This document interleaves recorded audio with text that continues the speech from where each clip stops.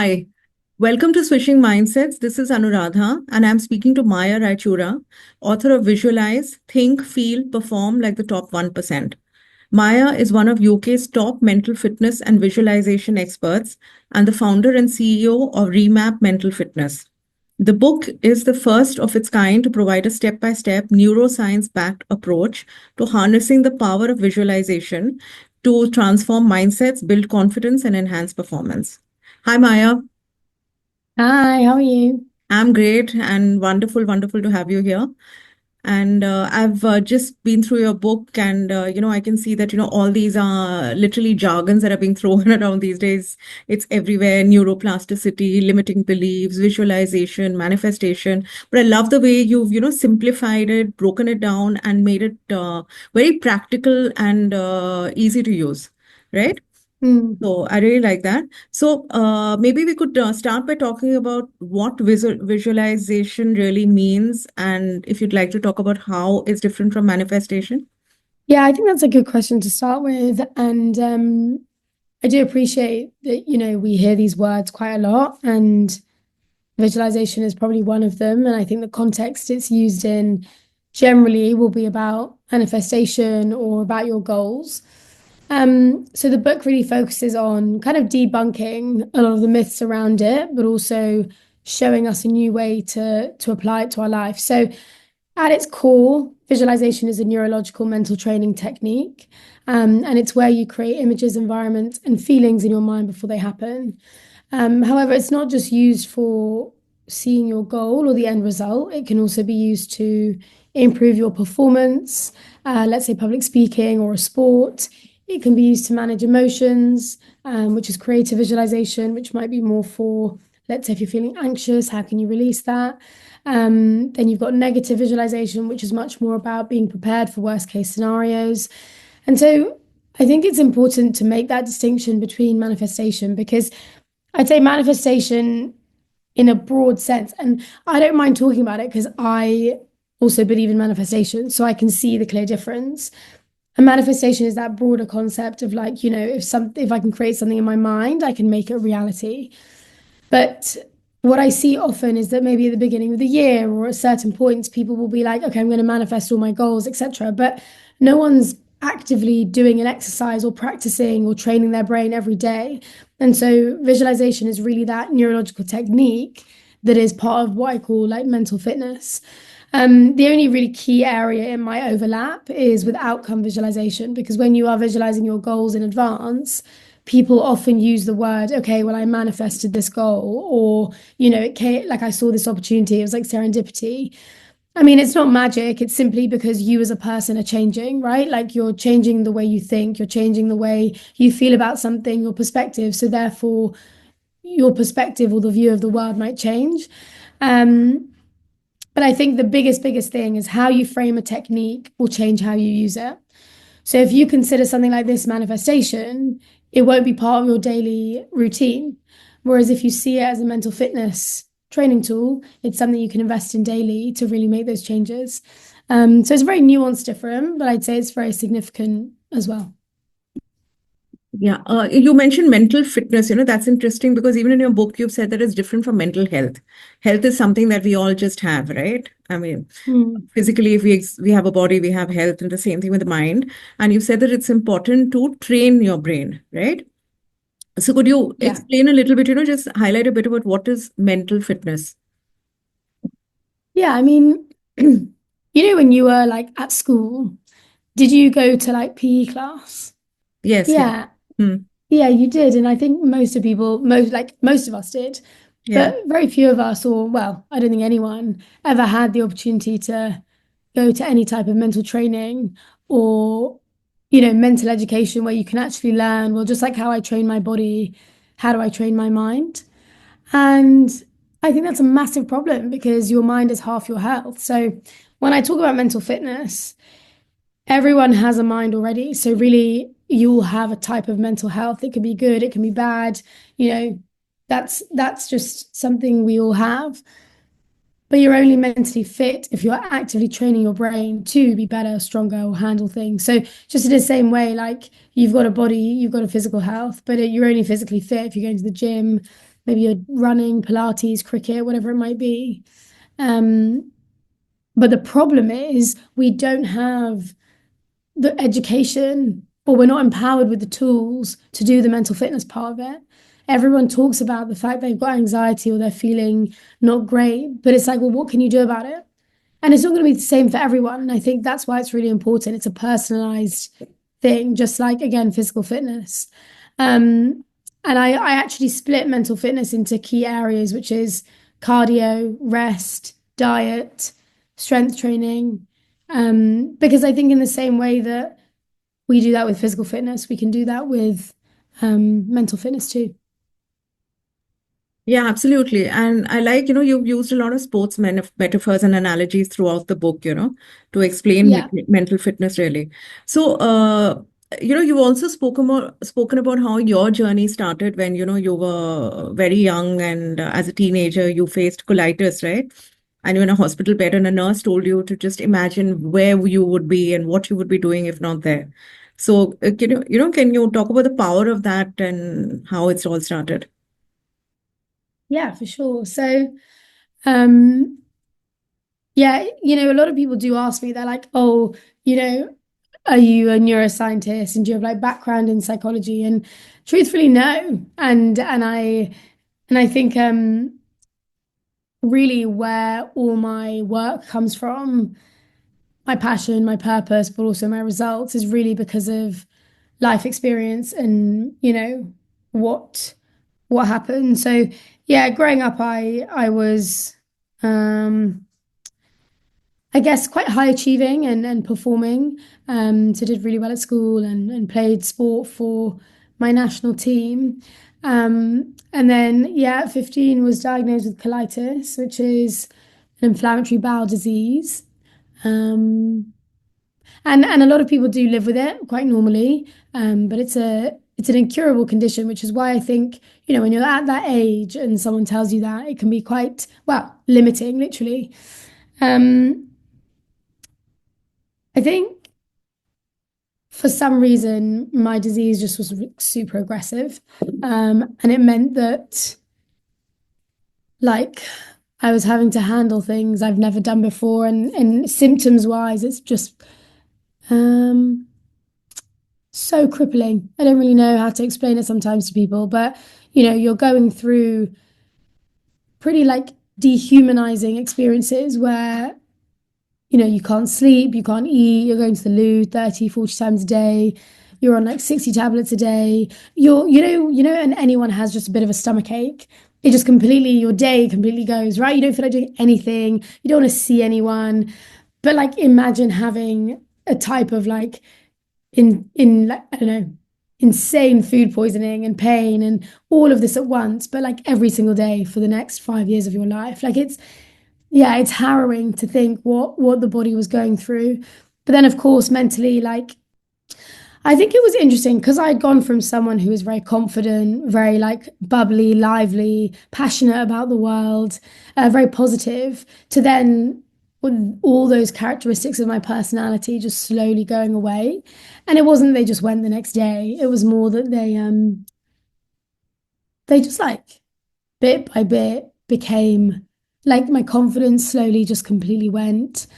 Any type of positivity, I just lost it all. I was a bitter, like very like angry, very angry girl to the world. And I had every right to be, but it was obviously heavy to hold as well. And so mentally I really lost any type of hope or possibility to see that, I could get better. And I think after 4 or 5 years, when you're going through something, it is quite hard to remain like willing to even think that you can get better. And then, yes, as you mentioned, it was the nurse who kind of was like, well, if you weren't in this hospital bed, where would you be? And I remember at first, like, I got quite angry at the question because I don't know. I think it was just a bit insensitive, perhaps. But when she left, yeah, I guess I entertained the idea, and which I hadn't done for a long time. And really, it was just about walking. It was about being a bit active and just seeing myself moving again, which we all take for granted as a human. But when you haven't done it for so long, it's really scary. Um, so I then closed my eyes, and it was the first time I'd done any type of visualization, but I didn't know I was doing that. I was simply just, I guess, closing my eyes and then rehearsing, like taking a step at a time in the hospital hallway.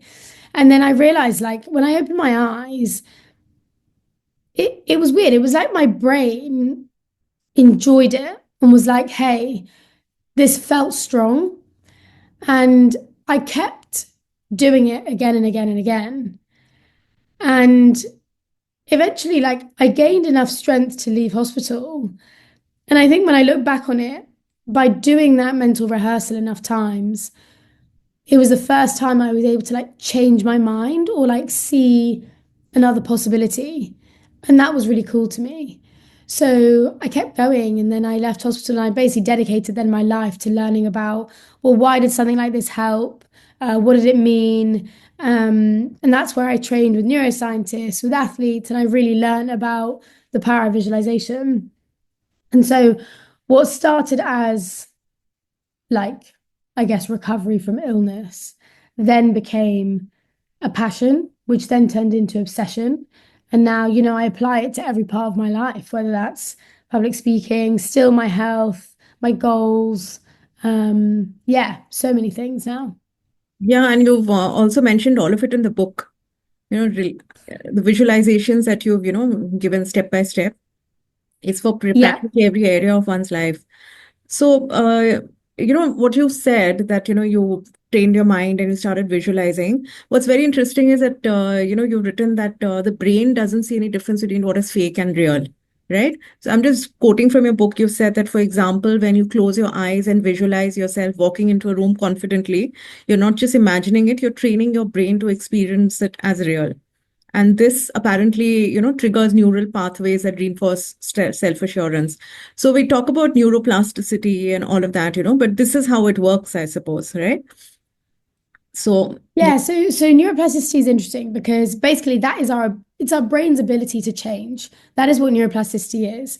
Now, there are many ways you can do this, and mainly, one of the biggest ways is that you are learning something new or you, let's say, do something new. So a very simple example is, let's say you took the same roads or route to work every single day, and then one day you decided, okay, I'm going to go a different way. Your brain's having to use a different mechanism and thought process to do it. Same if, let's say, you're brushing your teeth with your right hand and one day you do it with your left, right? So you're actually building another road to be like, hey, you can do this movement as well. Problem is, if we look at this on a different scale, let's say like public speaking or something like that, where, yeah, let's say you have a fear of it or you have doubts over it, you're then not going to take action, right? You're just not going to do it. So then you can't actually strengthen the brain. So because the brain really, really struggles to know the difference between what's real and imagined, we can use that mechanism of the brain to then use visualization to help us actually take advantage of neuroplasticity without us even doing the physical thing. And so that's why athletes will rely on it massively when they are training and when they've got match day because they're strengthening their brain from now. But that's why also, like, when I was relearning how to do public speaking or relearning how to walk again, I was, repeating those roads in my brain again and again so that that was actually then becoming how I think, feel, and perform. And a good, like a tiny exercise to just really show you, well, really how the brain doesn't know the difference is if you just close your eyes for me and you just imagine that you are in your kitchen. And so just notice the furniture, the colors, where you are. And then go to the fridge and you open the fridge and you feel like a waft of cold air. And in the fridge, there's half a lemon on the shelf. And you take this lemon, you hold it, it's cold, round. And now you start smelling it slightly. So it's got that fragrant smell, citrusy. And I want you to now start squeezing this lemon into your mouth. I want you to taste it drop by drop by drop. Really taste it. It's so sour, it's tangy, it's so citrusy. Good. And maybe your saliva is going a bit weird, your cheeks are tingling. Good. And now just open your eyes for me. Okay, so did you feel that slightly like your saliva was going a bit weird or anything Yeah, like I that? could maybe smell it more, and I could just literally almost feel that, the sourness and everything, I could just feel the entire thing. Yeah. So that's it. Mm. That's exactly it. Like, Yeah. it's a good example of how, like, you're not actually holding or eating that lemon, and yet your body reacts like it does. And so we can really see, well, actually, imagine if you applied that to visualizing a more confident version of you, or visualizing yourself performing at cricket better, or visualizing yourself, let's say, rehearsing a difficult conversation. You are basically getting better at that skill, or that goal, or that technique before you've even done it. Yeah. So tell me, Maya, this is very interesting and, makes a lot of sense. Who is it for? Because, you've said that, a lot of times, we face certain situations in life and we just tend to push it away or not deal with it because, it's like, it's the way it is. That's what we say normally, right? What are you going to do about it? Just accept it, take it in your stride and move on. So who is visualization for? And you've even said about setting an intention or not even intention, preparing for the day, right? You get up in the morning and you prepare for your day. So it's from the simplest thing to, like for you, it helped you deal with your, this crippling disease that you had, So who does it help? I think, look, there's no one singular person, I think, that is gonna like be better for. What I would say is like my work primarily, like I really work with those high performers when I do one-to-one to really take them from good to great. But see, this is the whole problem, right? Visualization has been there for a very long time. In fact, it goes back to like Stoicism, but it's always stayed amongst the elite circles, like the athletes or the C-suites or, the execs. It's never really trickled down. So a big part of my mission is to make people realize, like, just like how we all engage in physical fitness, the same can be done for the brain. And so, really, it's a skill for everyone, but I'm going to be specific here to try. It might not be the skill that you end up doing every single day. So for example, like if you've got ADHD, you might find meditation super hard. Fine. And you might prefer visualization. Good. Okay. It's just like how you might go to the gym, I might go running. Like, we don't have to do the same thing. But the point is, everyone can try this. Whether you are a kid, kids love things like creative visualization and even just asking them to see themselves or their goal. It's brilliant. But really, any individual who has a brain and wants to get a little bit better, stronger, feel a bit better, it's for you. And I just really suggest trying it and committing to it because if you take a step back, don't you think it's just amazing that we really do have more power over our brain than we've ever thought? We all grew up thinking, okay, like you said, if that's the way I am, it's the way I am. If I'm an anxious person, cool, I'm an anxious person. But like, it doesn't have to stay like that. You can take control of it and change that. And I think that is just like one of the best privileges of life, really. Yeah, absolutely. It's a privilege that, we have the power of change in our hands. You talked about emotional agility. And what I found interesting was you said that use emotions as data. Right? So how does that work? Like, you're basically seeing it from an outsider's perspective, or how does that work? And what do you do with So it it's once not you have the data? it's not so much an outsider's perspective. So, for me when I grew up, emotions I they used to like consume me. They used to take over my day. Like if something happened and I was really sad about it, trickle into everything else I did. And that's really where then we don't have control over what's going on. So the really big shift that was useful was that if you see your emotions as data. So it's a signal telling you something. So in fact, like let's get quite specific here, right? So fear can be that, something really deeply matters to you.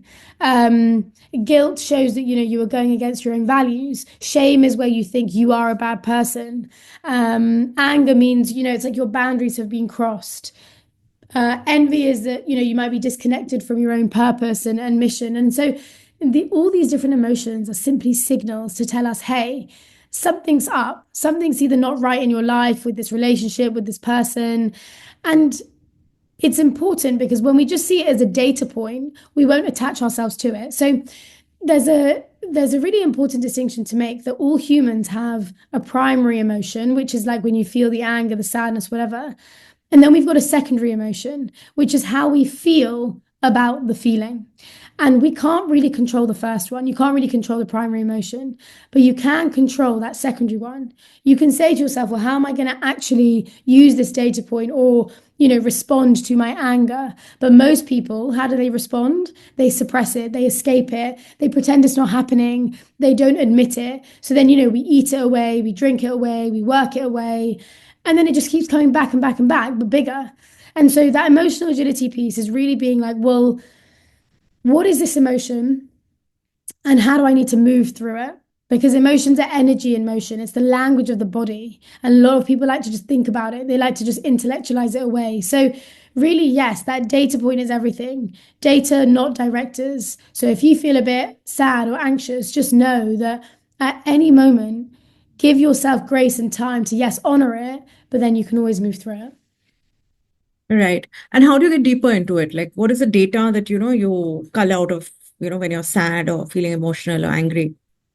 So I think it's whilst, there are some universal things that we can definitely like the ones I've mentioned, at the end of the day, you are the expert in your brain and body. And, whenever I teach people emotional agility, I teach it to them and I literally call the session learning a new language because you are like, just like how you do Spanish, Hindi, French, whatever, it's a language between the mind and body. And everyone's language is slightly different, which is why you have to take the time to think, okay, when I feel an emotion, that's step one. You say, where do I feel it in my body? So it might be in your chest, it might be in your head, your gut. And you ask yourself, okay, why do I feel this? Like you don't even need to label it yet, but I feel this because maybe, okay, my boss doesn't value my work and I don't feel very seen. Okay, so you know why you're feeling it. And that last step is right now you know where it is, what it is, and why it's there. Well, what do you want to do about it? And that's where you can think, okay, I'm going to respond by going to speak to him. I'm going to respond by doing creative visualization. I'm going to respond by, shouting out in my car for a little bit. So really, you have to be the one to develop the language and the connection to know, okay, this is where I feel something. Because I could so easily be like, oh, yeah, you're feeling angry. But who's to say I know? It's based on my experience. So you have to be the one to be like, hey, this is what I'm feeling. Yeah, I guess it's all about connecting with ourselves, right? And what's going on in our heads, in our bodies. Yeah.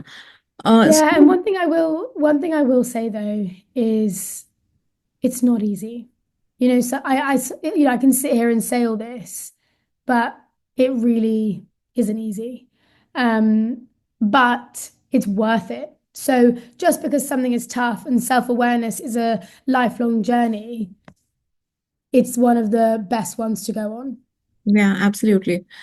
You have also mentioned limiting beliefs, and we hear a lot about limiting beliefs these days. But not all of us really understand what it means, right?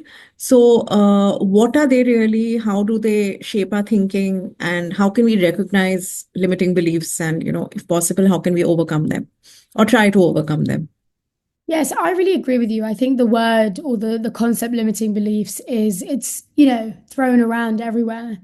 Um, I think a really useful way to think about it is a limiting belief is basically the story that you tell yourself. Now, the story you tell yourself becomes your ceiling. So, whatever you say to yourself is basically the thing that's either going to help you or limit you. And so, let's say your story is, oh, like, I'm never going to be smart enough to get a promotion in my company. Or, oh, like, yeah, but because I've never been good at maths, I can never be good now. Or, oh, I'm just like a not a very good, confident person. Do you see? This is the story you are telling yourself again and again and again. And that becomes the ceiling. So you can't push through that. And so it's your limit. And this is where, when you can be aware of what those limiting beliefs are, you can start to then decide, okay, am I going to change this? Do I still want to believe that? Is that going to be the story and the narrative that I tell myself all the time? And most likely it's not going to be. Like for me, it was like, you'll always be sick all the time, or you'll never be able to walk again. Like that is a story. I'm choosing to believe that story. And the brain really responds to repetition. So the more you tell it that story, the more it's going to believe Exactly. It's going to believe the characters, it's going to believe the ending, all of it. And so when it comes to limiting beliefs, really it's about, well, actually, what do I want to change my story to?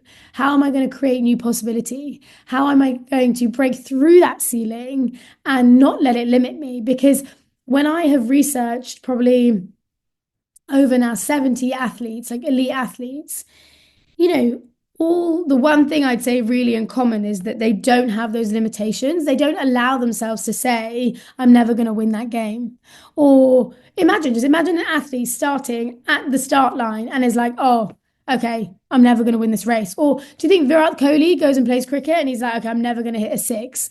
Why would we tell ourselves that stories? So athletes have become very good at writing a new narrative for themselves. So actually, they say a story that's much better. Um, and so when it comes to us, again, it's that awareness of what the beliefs are that are limiting you, and then writing a new story that creates better, basically, outcomes. Yeah, and you also, talked about negative visualization. So, that's future proofing, right? Which athletes also, they imagine, scenarios which Yeah. may not go well for them. Well, so negative visualization, and I put a warning sign in the book for this because most people are already negatively visualizing. Like we visualize worst case scenarios all the time. And I remember I was at an event just 2 days ago and I'd asked people to put their hand up um, if they visualize worst case scenarios, and everyone put their hand up. And I think it's that thing of like, we're training our brains to be more anxious by doing this. So athletes use it in a way that they can be prepared for every opportunity that comes. But because they're also doing so much positive visualization, the negative visualization doesn't become a consistent one. It becomes more of a planning one. And a lot of the time as well, you can use negative visualization to see yourself overcoming something. So it's not just about seeing the bad thing happening, it's also seeing, well, actually, how am I going to overcome it? But then another good example is I used to work with a client who used to smoke a lot. And we tried a visualization where he saw himself stopping and like enjoying life, etc. Didn't really work for him. So then instead, I guided him through a negative visualization where I asked him, okay, if you kept smoking for the next 5, 10 years, what would your health look like? What would your kids be saying to you? What do your teeth look like? And it scared him so much. He hasn't picked up a cigarette for about 2 years. And so you can use negative visualization as well to create fear that motivates humans too. Yeah, but I like that you said, it should be approached with caution, maybe with a coach or somebody, right? Yeah. 100%. Yeah, Yeah. because the thing is, like I said, a lot of people are already doing it. And so I think it's just that thing of like, if you're using it in the right way, all good. Yeah, and you've also, talked about creating hope, right? Pushing through a Yes. hopeless situation. And I found that very empowering because, you visualize a situation that you're in and you imagine yourself like, pushing through it and coming out on the other side. So, Yeah. So yeah. hope is like, I think hope is both a science and an art. And so when I was researching hope, and this is the Snyder theory, you need three things when you're looking to build hope in your life, which is you want to see possibilities, you want to know that you have agency, and you want to be able to see the outcome.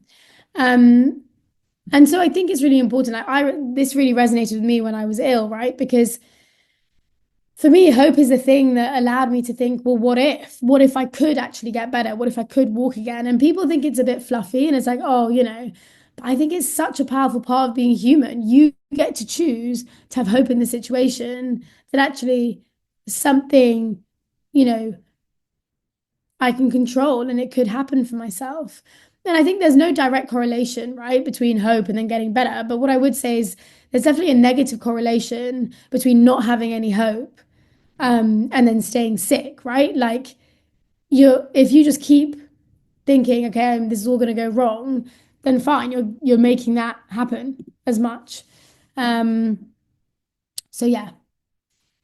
Yeah, you've also talked about the various stages or the types of visualization, like, the process of it, the outcome, the creative, part of it, and all negative visualization that we spoke about, and also explorative visualization.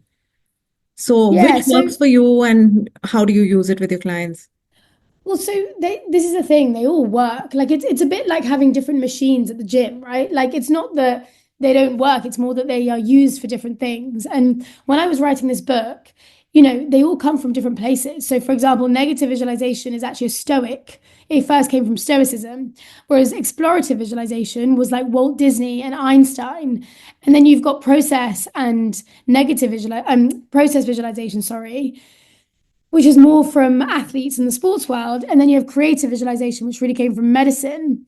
And so I also went through my journey of learning all the different types and applying them to different things. So outcome visualization is going to be for your goals, motivation, beliefs.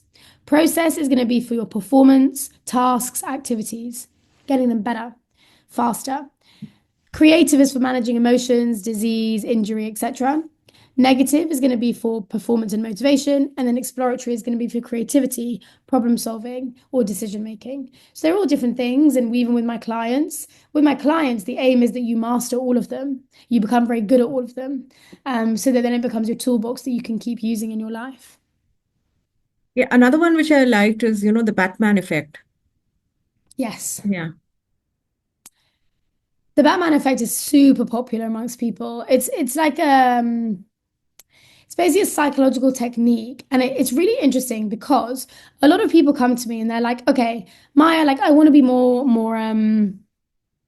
confident, or I want to be a better runner." And our identity plays a huge role because our identity is tied to all those stories as well. So, you know how sometimes it's like, oh, Maya's the funny one, or Maya's the really confident one, or Maya's the one who just doesn't come out often. Like, there's so many different parts that our identity holds our stories. And so, the Batman effect is a tool that can create distance between who you are now and who you want to be, but in a way that's really effective to help you become that person. So, the Batman effect is where you create a character for yourself. You create a character for who you want to be, that confident version, that 2.0 version of yourself, and you build out the characteristics of them, and then you begin to visualize them at least 3 times a week. Now, remember, the brain doesn't know the difference. So, if you are mentally rehearsing how this new person walks, how they talk, how they interact with people, how they go for their goals, how they approach obstacles, you are essentially practicing being that person. And the more you do this, the more you'll actually start acting like that or thinking like that. And I have seen the Batman effect, oh my God, just do so well for people. Even just yesterday, right? So we had the London Marathon in England, and I'd worked with some people who, it's quite a huge achievement. And at any point in the race, it's like, oh my gosh, I just want to stop. And you know, I got some messages today just being like, I used my Batman effect so much in that race to be like, actually, you can do it. What would your 2.0 version do? Because again, if you're running and you're like, no, Maya, come on, you can do this, versus actually, what would Maya 2.0 do? It pushes you to think a bit different. It makes you strive a bit bolder. And so it's so effective when it comes to really leveling up. And I use this with like elite athletes as well as just anyone, even kids. So yeah, it's one to not sleep on for sure. Yeah, it sounds very powerful because, it's like a better version of yourself or the best version of yourself. So if you want to go in and ask for a raise, what would that person do? What would Batman do? Probably, Yeah.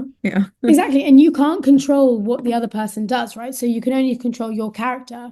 And that's why the Batman effect is great because you're really stepping into who you can be and your potential. Yeah, and basically saving the day, right? Mhm. So another thing, you've called the seasons method, which I found interesting because we constantly, all of us are constantly wound up and, we are powering through and we're trying to achieve things all the time. So I don't know if I've understood this correctly. If you can explain, that there are involves creating three distinct periods in our lives, which is hibernation, growth, and harvest. So is this like a rest period or how does it work? Yeah, so this really came from, when I mentioned when I was younger, I was very high achieving. You know, I just didn't know when to stop. I was such a driven and like I was very good at like hustling, and I just kept going and going and going, even when I was tired. And so this principle, actually, initially it came, or I learned it from Robin Sharma, who always talks about when you look at nature, look at how nature reacts. Nature doesn't bloom all year round, so neither should you. And humans weren't built to be like robots, right? So these 3 seasons, we've got harvest, which is where you are most productive. It's when, like a crop, how it harvests, you are producing. So for me, it's like I'm probably doing a lot more events, I'm more public facing, I'm more busy, etc. Then you've got hibernation. Hibernation is when you go straight into rest. And rest is really like it's deep rest, It's not actually just like, oh yeah, like, I'm still socializing, stuff like that. No, like if you need to rest, you really do take it for your mind and body. And then spring, or what I call the growth period, is where you start planting seeds again. So you start building up your productivity, but sustainably. The biggest mistake people make is they go from 0 to 100 and then they burn out. So here you are going from 0 to 20, 20 to 30, 30 to maybe 40. And you're just slowly starting again, maybe socializing a bit more, networking a bit more, producing a bit more. And then again, you have your harvest period. Now, the great thing about this is that all the different seasons can be different lengths of time. You might have a harvest that's like 2 weeks long, or you might have a hibernation that's 2 weeks long. But then harvest sometimes is a day. Like last week, my harvest was 4 days. They were very, very intense. So I knew I needed a 3 day hibernation straight after. And it just means that I can now start this week in spring again, where I'm planting seeds, I'm growing, but I'm not on my full producing harvest yet. Like I don't need to be. And so what this means that so I haven't actually burnt out in 5.5 years because I'm always in that dynamic circle of recognizing that rest is part of the work. And I have that a bit like a battery. I know when I need to be at 30% or 50%. So you have that intuition to be like, actually, harvest doesn't have to be 24/7. Yeah, and because hibernation should not be that, that sense of lagging behind. I think that's what happens to a lot of us, right? That you're not doing anything. Yeah. So a lot of people feel that productivity guilt, but then I ask them, I'm like, when a crop has just done its harvest, does it feel guilty that it's not doing anything after? No, because it actually needs to recover. Otherwise, you're trying to create from energy that's not there. And look, I get it. Productivity guilt is a thing, and especially in the world we live in, everyone's going so fast, everyone's achieving so much. And I think you just got to ask yourself, like, does this serve me? Is this something I also want to do? Yeah, and you've also mentioned, about keeping a journal about, your small wins every day. Yeah. So, how does that work? Yeah.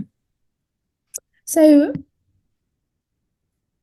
one of the most common things I see amongst high performers, and I was the same, is we're always on to the next thing, right? It's always like, okay, we achieve this, let's go next. We do this, let's go next. And the small wins are important because what they do is they remind you of your progress.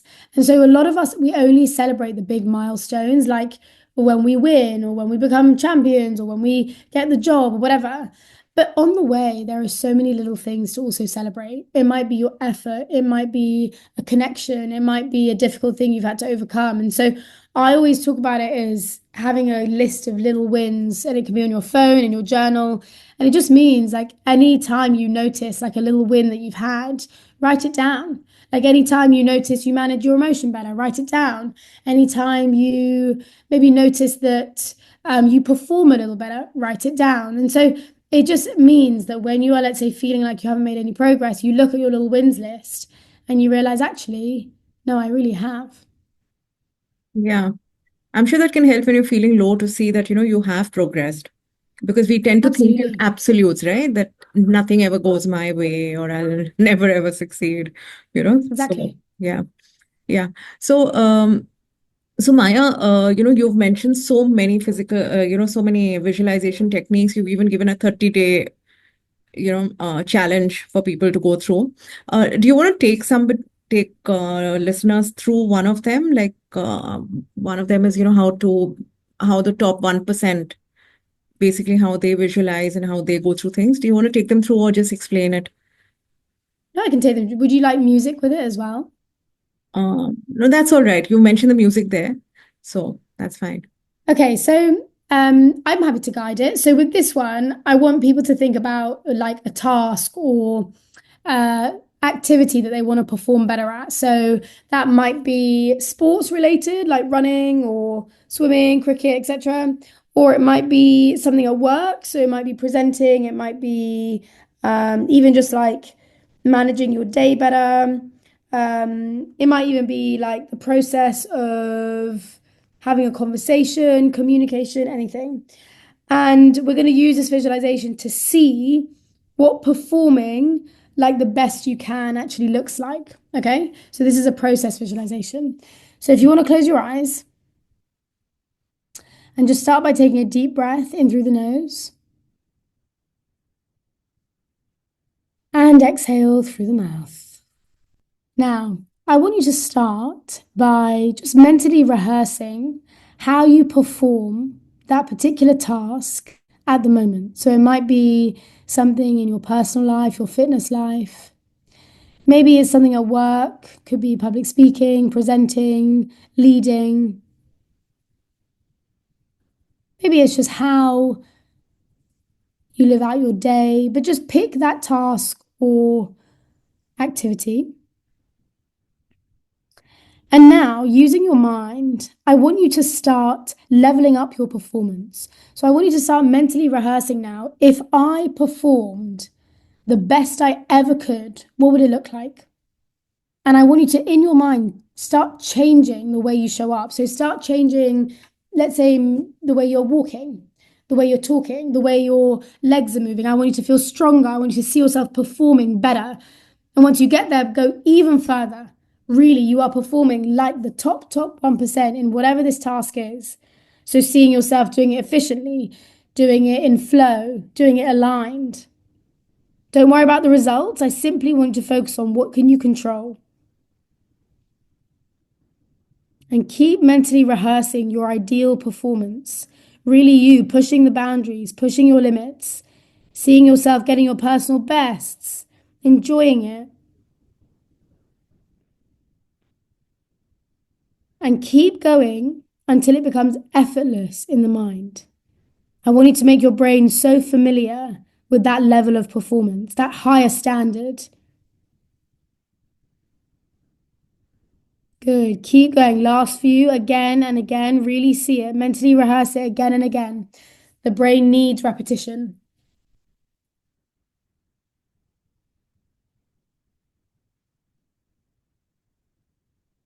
Good. And very gently in your own time, you can open the eyes. There Yeah, you go. great. Yeah, very good. Yeah. So with something like that, you want to do that, let's say before you're doing an activity or performing, or even with athletes, let's say they've got a big race coming up, or let's say someone's got a presentation coming up. I'll suggest people doing this, like, you want to repeat this at least 5 times, where in it you're doing the activity like 10, 15 times so that your brain can be in flow when you actually do it. Yeah, that's amazing. Thanks so much, Maya. Yeah, sure. Yeah. Thank you for the conversation, Maya. All the best on your book. I really enjoyed reading it. Anything else Oh, you'd good. like to add? No, just thank you. And I think, just remember that like, yeah, take ownership, take power over your brain because we all can do that. Yeah. Thank you, Maya. Thank you.